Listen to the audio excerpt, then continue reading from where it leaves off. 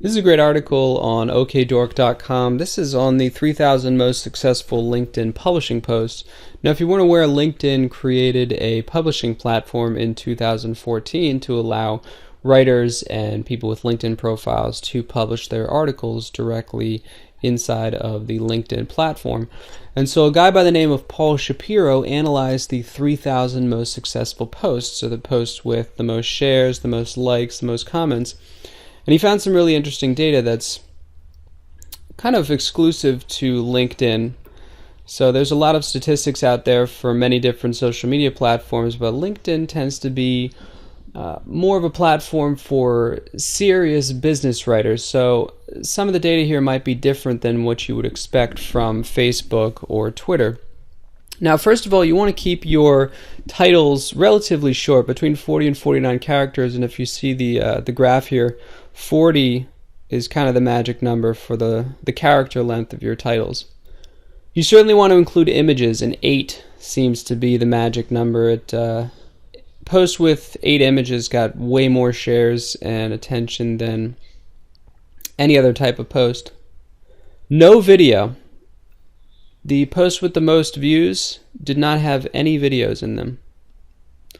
Although one video isn't too bad, it's a close second place. Don't write question posts. I think people on LinkedIn tend to be pretty confident. They don't want to ask questions, they just make a statement. But do write how-to posts. How-to posts get a lot of views. List posts also work well. This is pretty common among most of the social media platforms. People love lists. 5, 7, or 9 headings. So when I say headings, I just mean like breaking it down into little sections like this.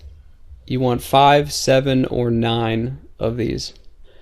People on LinkedIn like reading long-form content, so you want to keep it right around the 2,000 word mark. And this is going to be good for SEO too. Longer articles get more shares, more comments, they get shown higher in the search results.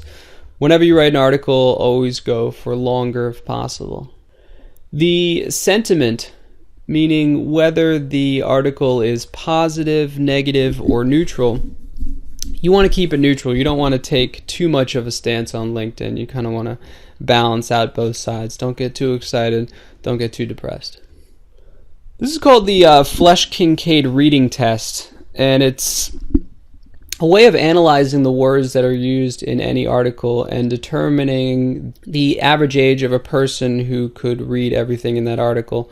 So you want to keep your articles relatively easy. The easy articles get the most views, so basically, so that an 11-year-old could read it. This is kind of the scores here. You want to keep it in the 80 to 89 level. So whenever you write an article, you can go to readability-score.com and you just paste your article in there and it'll analyze it. And for example, this is the first 3 paragraphs of the study that I'm talking about right now. And it has a score of 44, so relatively difficult. You see 44, say college level. You want it down at the 11-year-olds. Tweets have the highest correlation to LinkedIn success. So whenever you post on LinkedIn, you also want to put it on Twitter. And the articles that get the most tweets tend to also get the greatest number of views, shares, comments on LinkedIn. And finally, publishing on Thursday will get you more visibility than on any other day.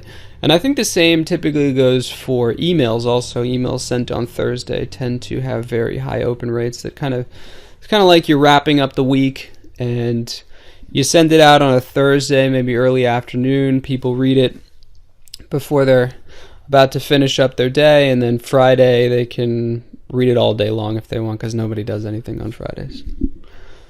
So those are just 10 or so tips that you can use whenever you go to write something if you decide to get involved with the LinkedIn publishing program.